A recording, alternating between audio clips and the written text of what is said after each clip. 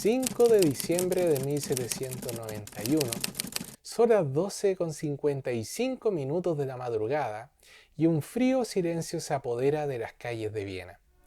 Wolfgang Amadeus Mozart acaba de dar su último suspiro con apenas 35 años. Horas más tarde, durante el entierro y en medio de un cortejo fúnebre extrañamente desolado, aparece una figura, Antonio Salieri.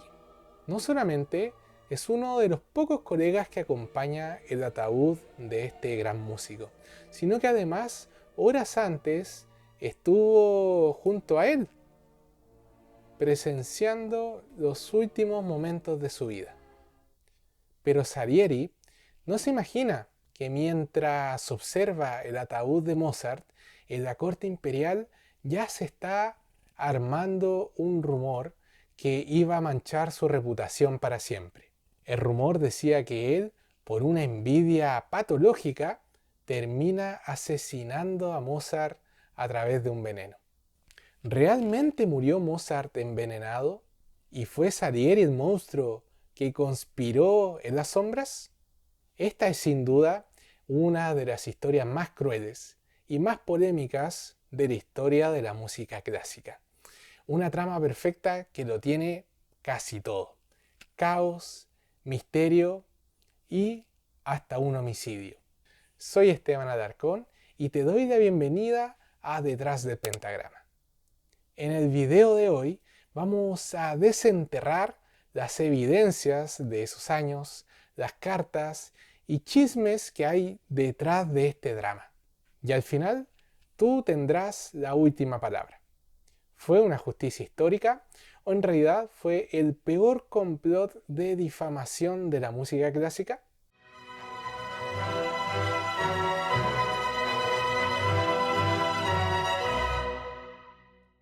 La historia, siendo honestos, ha sido terriblemente injusta con Antonio Salieri. Lo ha condenado a vivir a las sombras de Mozart, como si fuera un músico mediocre, uno más de los que estaban en Viena. Pero en los próximos minutos te vas a dar cuenta que en realidad Salieri era otra cosa. Era una auténtica superestrella de Viena. Y ya tenía la vida resuelta mucho antes de que Mozart se volviera un peligro para él o se hiciera famoso en la ciudad. Y ojo que Antonio Salieri solamente le llevaba 6 años más a Mozart.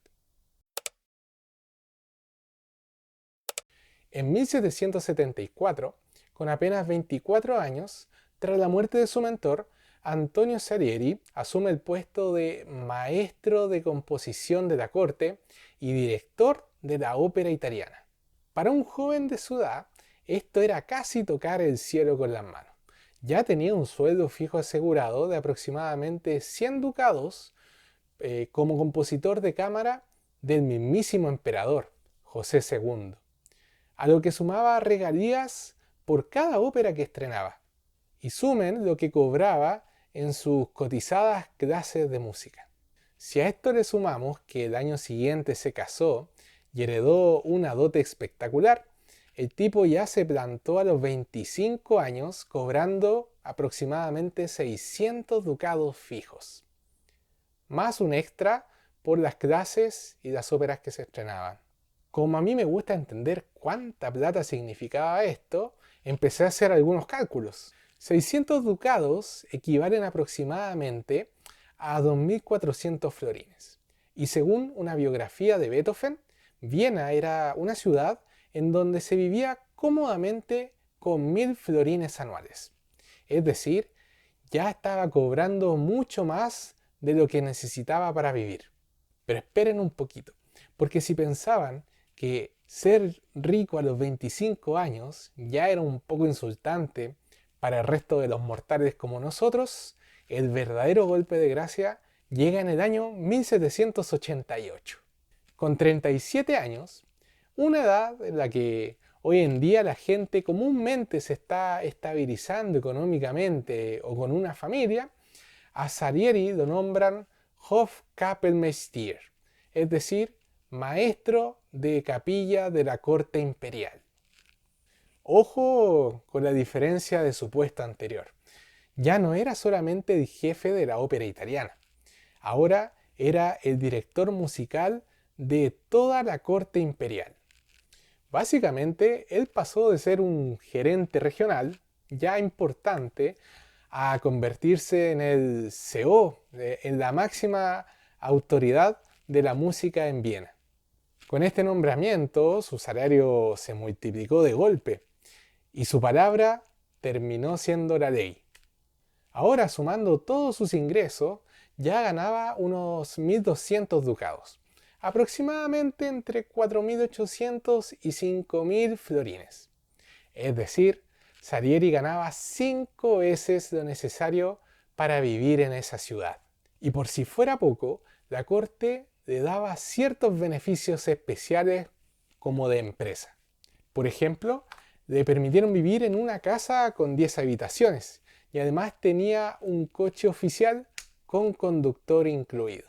En resumen, desde los 25 años, mientras cualquiera de nosotros a esa edad pudiera estar terminando de estudiar y comenzando sus primeros años de trabajo, este hombre ya estaba completamente forrado en billetes. Así que cuando Mozart intentaba conseguir algún encargo o mover sus obras en Viena, no estaba compitiendo con un músico cualquiera. Estaba tratando de mover del piso a un músico de 37 años que ya a esa edad era el dueño, señor y financista de la industria musical de la corte imperial. Y cuando digo que su palabra era ley, en realidad no estoy exagerando. Como también lo nombraron director de la ópera italiana, Salieri tenía el superpoder, por decirlo de alguna forma, de decidir qué producciones se subían al escenario y cuáles se dejaban afuera. De hecho, un viejo conocido de la época, Lorenzo da Ponte, que para los que no se acuerdan, fue el mismísimo libretista que trabajó codo a codo con Mozart en la obra y la ópera Las bodas de Fígaro, llegó a acusar a Salieri abiertamente, diciendo que él tenía el monopolio total sobre la escena teatral de Viena. En otras palabras, Da Ponte apuntaba que Salieri era el director y dictador del entretenimiento, y que nadie movía un violín sin su permiso. En conclusión, este hombre tenía un poder enorme. Así que olvídense de la imagen de rival envidioso y frustrado, porque la realidad era que el mismísimo Mozart, el gran genio de la música, tenía que ir a tocarle la puerta a Salieri y ganarse su favor, si él quería que algunas de sus obras fueran interpretadas en los teatros más importantes de Viena.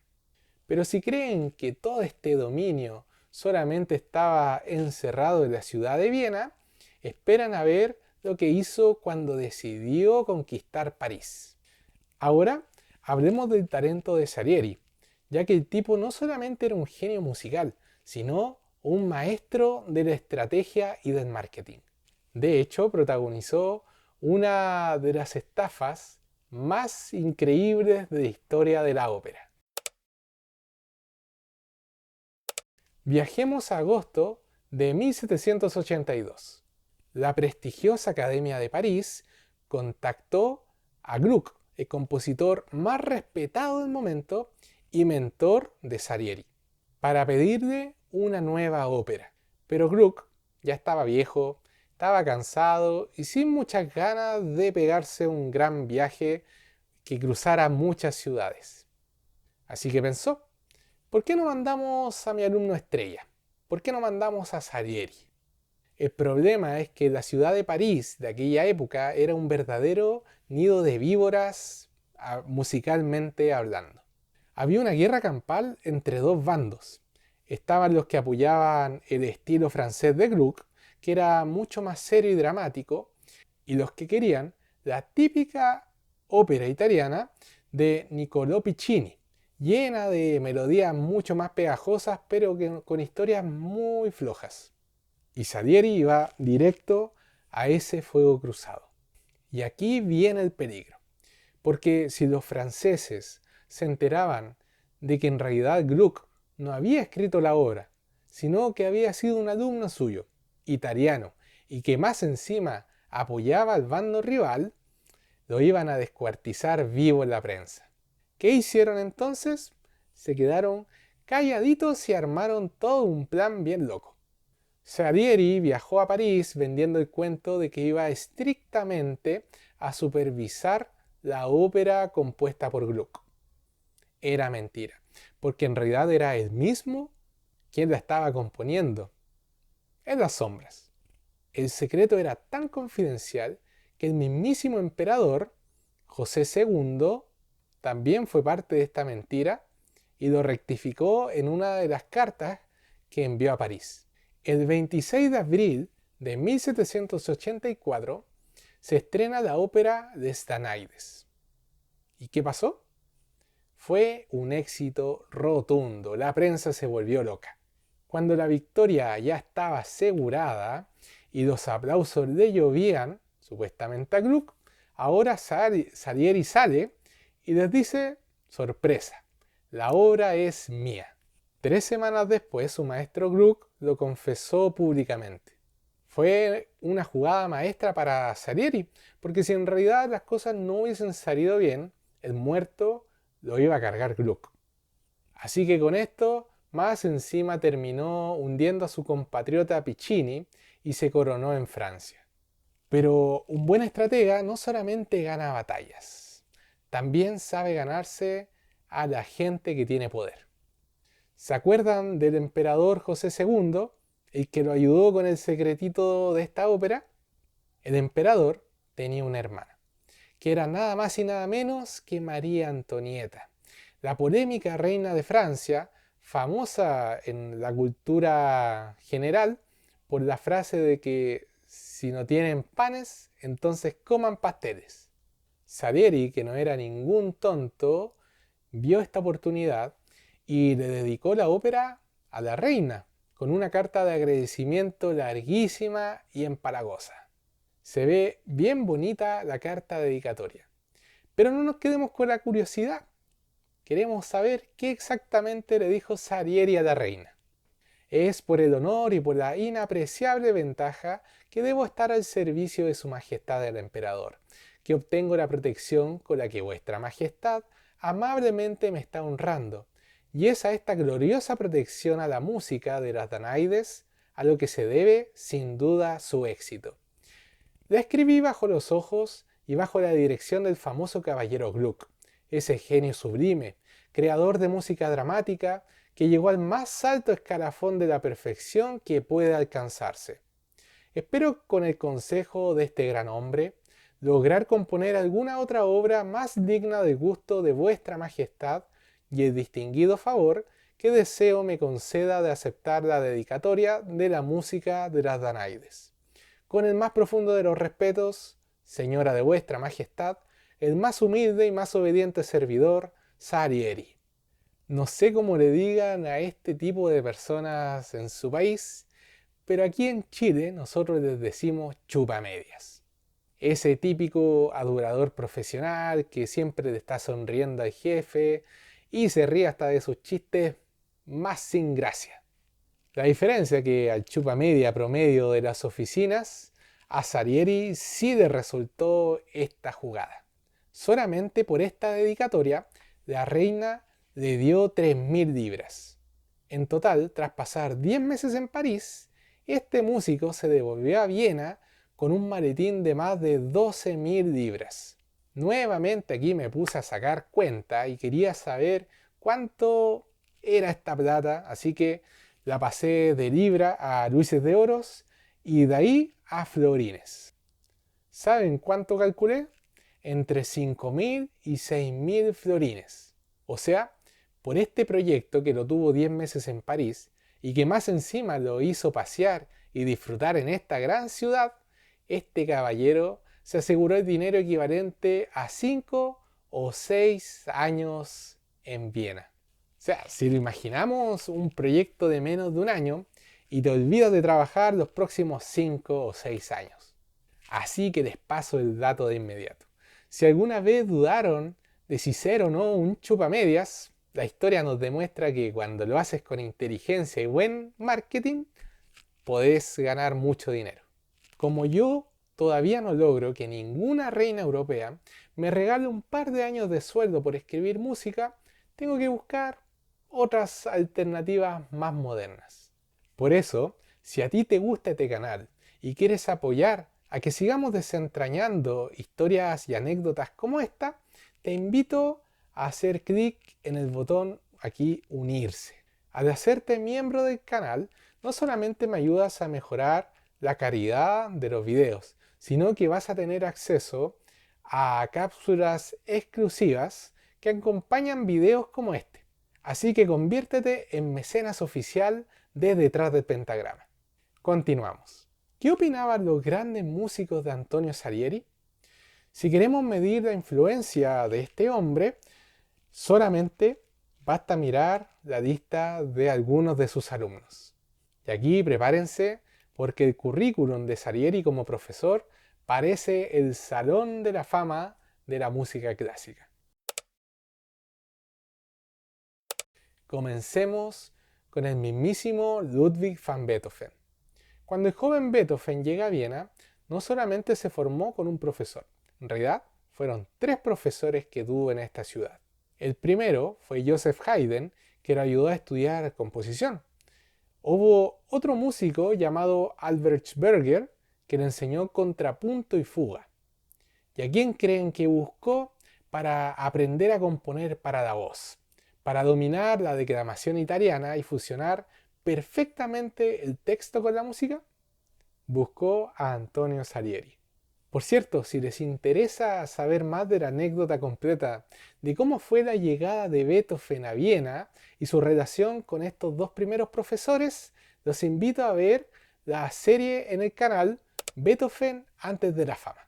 Ahí les cuento con lujos y detalles esta historia. Beethoven y Salieri comenzaron sus clases formales hacia 1798. El joven Ludwig tenía unos 28 años, mientras Salieri ya tenía unos 47. Y Beethoven miraba con muchas ansias todo el dinero que se movía en la composición de óperas. Este era un género que facturaba mucho dinero en esa época. Así que sabía que el alma viva de la ópera en aquel momento era el mismo Salieri. Pero al inicio a Beethoven le costaba un mundo entender este drama italiano. Salieri lo ponía a musicalizar textos y cuando veía los resultados se agarraba la cabeza y decía que en realidad eran pura basura. A pesar de eso, ellos se llevaban bastante bien y se tenían mucha confianza. De hecho, hay una anécdota que lo demuestra. Un día se cruzaron en la calle y Salieri, estresado, se quejó de que llevaba varias horas sin poder sacarse una melodía que compuso Beethoven de su cabeza. Y Ludwig, con su clásica ironía, lo miró y le respondió, bueno, entonces profesor, no era tan mala como usted dice.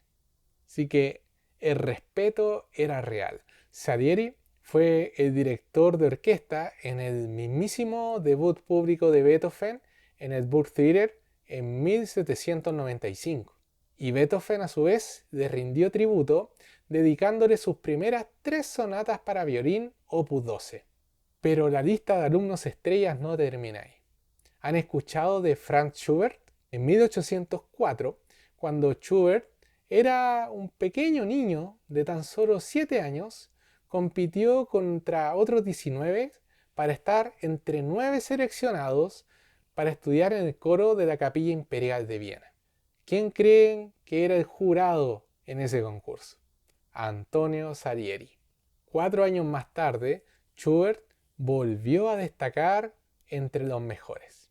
Y se ganó una beca de estudios, y aunque no estaba en el programa oficial, Salieri le daba clases 2 veces a la semana, extracurriculares. Esa influencia fue brutal, porque Salieri moldeó el oído para la música vocal, lo que llevó a Schubert a convertirse en el rey absoluto de las Lieder, esas fantásticas y emotivas canciones alemanas para voz y piano.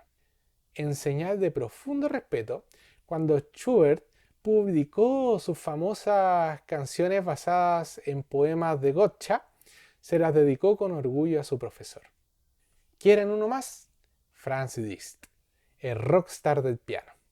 Cuando Liszt llegó a Viena con solamente 11 años, Salieri fue el que movió hilos políticos y económicos para que este niño y su familia pudieran quedarse en la ciudad de forma cómoda sin tener que preocuparse de sus economías. Al final de su vida, el mismísimo Liszt declaró públicamente que guardaba un gran agradecimiento eterno hacia Salieri por su ayuda y también por sus clases. Aquí es donde quiero detenerme un segundo, porque este detalle nos revela el verdadero ser humano detrás del supuesto monstruo asesino que envenenó a Mozart. Salieri impulsó y salvó la carrera de muchos músicos jóvenes que tenían muy pocos recursos y que muchas veces no tenían ni siquiera para pagar clases particulares. Este músico se había jurado a sí mismo devolverle al mundo de forma gratuita lo que él también recibió de forma gratuita cuando sus propios maestros le enseñaron música cuando apenas era un niño. Por eso no solamente daba clases sin cobrar de nada a estos jóvenes músicos que no tenían recursos, sino que hacía algo increíble. Agarraba el dinero que le cobraba a alumnos nobles y mucho más ricos de la alta sociedad para así ayudar a músicos que habían fracasado en algunos proyectos y pudieran tener la oportunidad de resurgir. Un asesino despiadado, movido por la envidia. La historia nos muestra todo lo contrario, que era un maestro generoso, era un mentor de genios, era un hombre con un corazón enorme. Entonces, ¿cómo es posible que termináramos creyéndonos el cuento de que Salieri mató a Mozart? Llegamos al momento de la verdad. Si efectivamente Salieri hubiese decidido asesinar a Mozart, la pregunta lógica es, ¿qué ganaba? O sea, ¿cuál era el móvil del supuesto asesinato? Me puse a revisar un análisis de las obras representadas en el Burgtheater de Viena, uno de los teatros más importantes del mundo en ese tiempo, entre los años 1783 y 1790.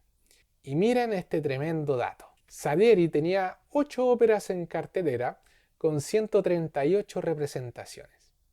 Y Mozart tenía solamente 2 óperas con 35 representaciones. O sea, no era para nada una competencia reñida. Las obras de Salieri eran más por lejos, mucho más comerciales y populares que las de Mozart. Además, en el podio de la popularidad había otro músico. Era Giovanni Paisiello, que tenía 11 óperas y 166 representaciones. O sea, es pensar un poco. Si Salieri tenía que matar a alguien, no tenía que matar a Mozart. Tenía que haber matado a Paisiello. A Mozart ni siquiera le alcanzaba para competir en esa liga. Entonces, ¿de dónde rayos sale este mito? Todo empezó en la propia cama de Mozart. En sus últimos días de vida, el músico tenía 2 obsesiones. Primero, terminar de componer su requiem, y el segundo era un pensamiento de que estaba siendo envenenado con agua tofana, el cual es un veneno incoloro, inodoro e insípido que te mataba lentamente sin que te dieras cuenta. Y los doctores que lo atendieron se dieron de inmediato cuenta de este comportamiento medio paranoico. Así que le rogaron a su esposa, Constance, que lo alejara del trabajo y que dejara de componer su requiem. Pero claro, Mozart también acostumbraba a culpar a otros de sus propios fracasos. Su propio padre, Leopold Mozart, alimentaba esta paranoia desde la distancia. De hecho, en una de las cartas le daba la razón a su hijo y escribe textualmente lo siguiente: fuertes y asombrosas camarillas quieren deshacerse de él. Salieri, con todos sus acólitos, hará todo lo posible para que el cielo y la tierra se muevan contra él. Aunque la semilla de la conspiración quedó plantada en el imaginario colectivo, la ciencia muestra otra evidencia muy distinta a lo que decía este mito. Primero, nunca se pudo realizar una autopsia al cuerpo de Mozart, porque como él no tenía dinero, fue enterrado en una fosa común y su rastro se perdió. Sin embargo, los científicos modernos han intentado descifrar su enfermedad en base a las distintas evidencias escritas que quedaron. Uno de ellos mencionaba que el cuerpo de Mozart estaba completamente hinchado. Hoy en día, la teoría médica más aceptada de la muerte de Mozart es por triquinosis, una enfermedad que es causada por comer carne de cerdo cruda o mal cocida. Además, los médicos de la época afirmaban que Mozart sufría de una fiebre miliar. Esta fiebre era capaz de causar hasta delirios, y era una epidemia que en ese momento atacaba a mucha gente dentro de la ciudad de Viena. Para colmo, la medicina de ese tiempo era un horror.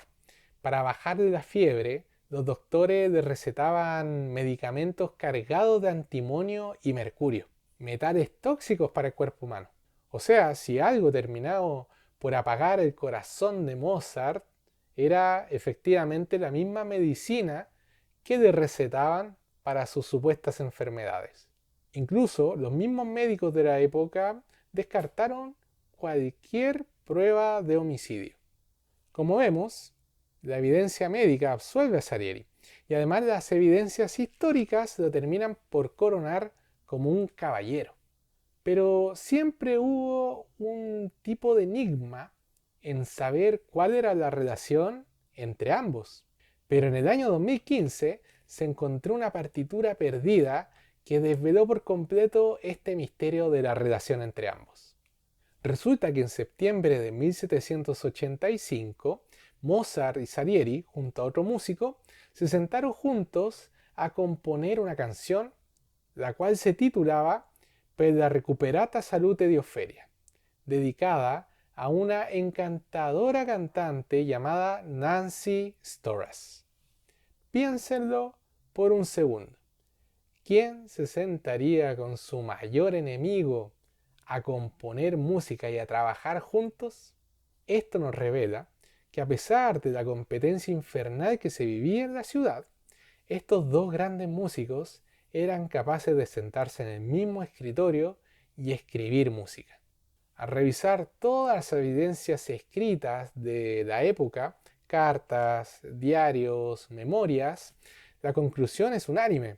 No eran amigos íntimos, pero tampoco eran enemigos, sino que se tenían un profundo respeto y sobre todo un respeto profesional que los hacía hasta colaborar juntos. De hecho, el detalle más bonito y más contundente que demuestra la tremenda cercanía de Salieri con la familia de Mozart era que tiempo después él se convierte en el profesor de uno de los hijos de Mozart, Franz Xaver Mozart. Franz no alcanzó ni a cumplir 6 meses de vida cuando su padre falleció. ¿Y quién creen que se convirtió en su profesor de música un tiempo después? El mismísimo Antonio Salieri. Y aquí tenemos que solamente aplicar sentido común. ¿Por qué entonces Constance, la viuda de Mozart, le hubiese permitido a su hijo estudiar con el supuesto asesino de su padre? Nadie le entrega la educación de su hijo a un criminal. Constance sabía perfectamente que los rumores eran solamente chismes infundados de pasillo. Y Salieri, fiel a su noble costumbre, le impartió clases a Franz sin pedirle ni un peso a cambio. La mentira final se gestó en octubre de 1823, cuando Salieri ya era un anciano de unos 73 años. Él ya sufría de una demencia senil muy avanzada. Así que aprovechándose de su salud, algunos diarios de París empezaron a esparcir ciertos rumores. El diario llamado Periódico de Debates Políticos y Literarios escribió textualmente lo siguiente: hemos sorprendido al leer en varios diarios de Francia y de la misma Alemania que Salieri se ha cortado la garganta en un hospital de Viena. Pero es verdad que la edad ha alterado un poco su razón. He aquí una prueba muy singular. Una de sus manías es la de decir: tengo una pequeña confidencia que hacerle. Soy yo, querido amigo, quien ha envenenado a Mozart, porque estoy excesivamente celoso. Todo era mentira. Primero, Salieri nunca se había cortado la garganta.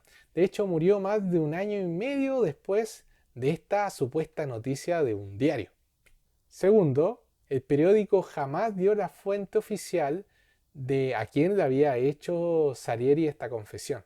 Y tercero, los propios enfermeros de Antonio Salieri, quienes lo atendieron en su último año de vida, indignados por lo que escribió este periódico, se juntaron a firmar una declaración jurada que decía textualmente: con respecto a la siguiente pregunta que se nos ha planteado, ¿es cierto que el mencionado Cavalier Salieri dijo, durante su enfermedad, que había envenenado al célebre compositor Wolfgang Mozart?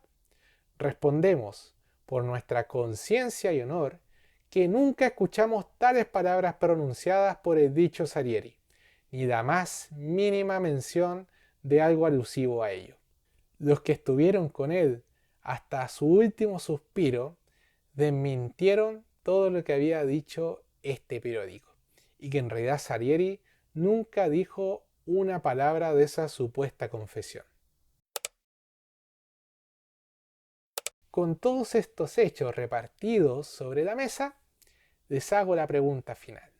¿Tenía realmente razones Antonio Salieri para asesinar a su colega musical Mozart? ¿O los datos históricos revelan que Salieri fue una víctima de una de las más crueles difamaciones de la historia?